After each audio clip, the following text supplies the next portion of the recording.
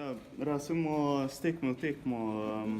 Včeraj smo prikazali res lepo igro, zabili smo veliko zadetkov, tako da tudi jutri se nadejamo takšne tekme in pa seveda zmage za zaključek.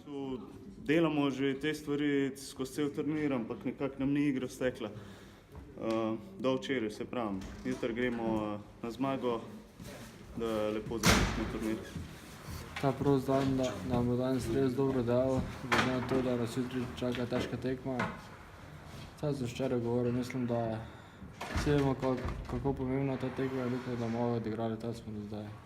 Ja, mislim, da taka zmaga vsaka ekipa malo dvigne, tudi če je nepomembna zmaga, v našem primeru bila zelo pomembna.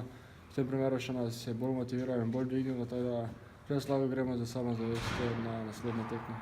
Mislim, da se vsi zavedamo, kaj je treba zdaj narediti za zadnjo tekmo, da končamo to prvenstvo, tako se zagre, da končamo zmago, da zaključimo to sezono pač na tak način. Mislim, da glede na kakšne smo imeli rezultate, mogoče Belorus je majhen slabši, ampak tudi tekma proti Kazahstanu in pa Koreji z izjemo nekaj minut, Kazahstan uvodne minute, Koreja v druge tretjine.